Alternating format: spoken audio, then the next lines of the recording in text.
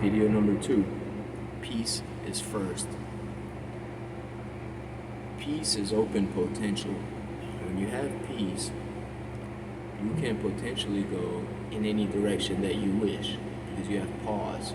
You have time to calculate your approach and your movement and your actions and your deeds. And as you act, so you will be rewarded, but not in a funny, weird, ancient words kind of way. More like, if you do a good job will have been done. If you do a sloppy, fast job, hold on, I gotta stay focused because I often digress. I'll go in thought all over the place, so let me stay linear. Peace is initial beginning openness. It's freedom to all potential. With peace, you have every option in front of you. With lack of peace, you only have the options that you are pigeonholed into or cornered into. So, let me touch on a couple points.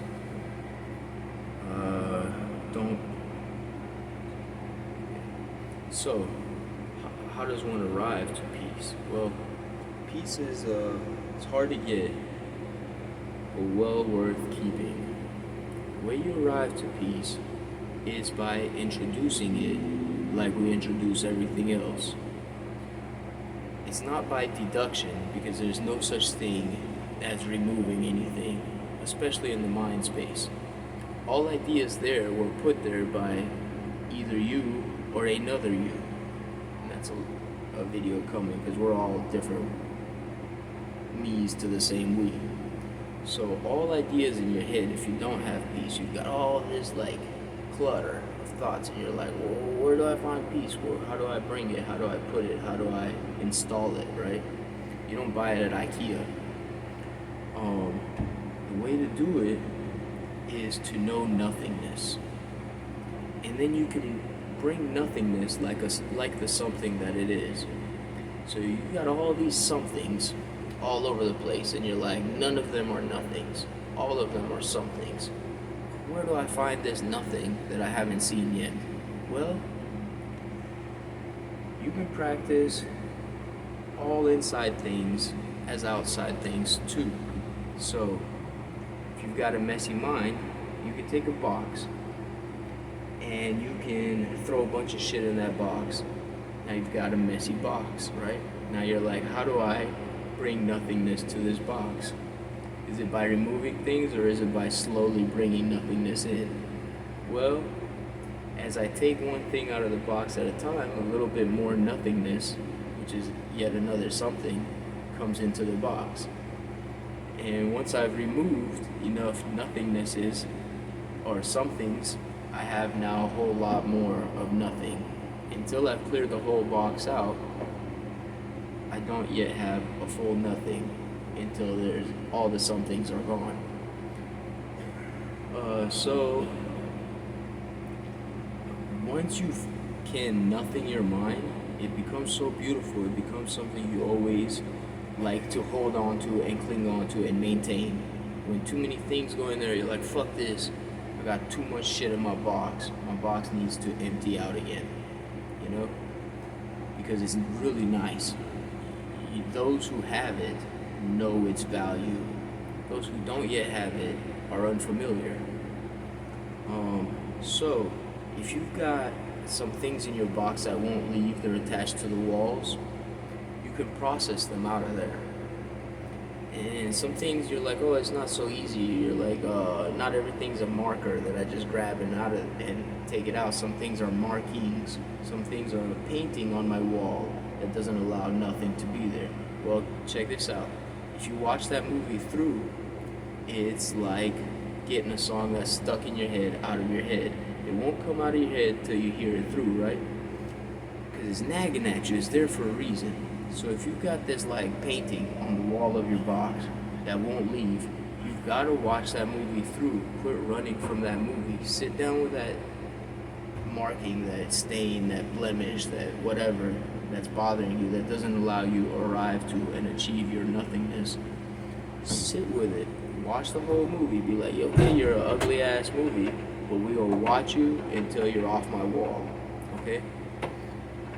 So if you watch that movie through, you get it off your wall, you've got a little bit more nothing in your box of somethings. You see, because you eradicated one something out of there by sitting with it through. If you've got a guest that won't leave your house, he probably just wants to eat dinner with you.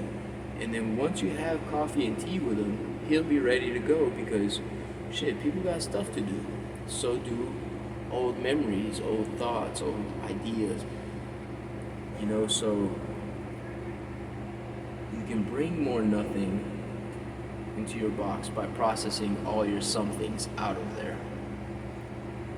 You can't so much yank things out of there because they're a part of you, and then you can't so much just throw nothingness in there because you don't know where to get it from.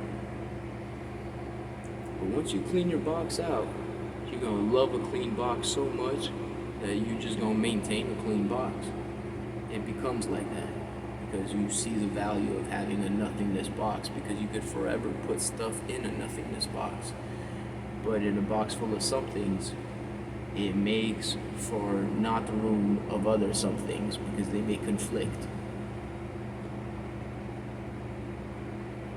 See what I mean? So potential, keep potential open. By keeping peace, you keep potential open. Don't block or flood corridors of potential by something's there. If you have an idea of why something can't be because a thing is in its way, that's blocking. Or another, you know.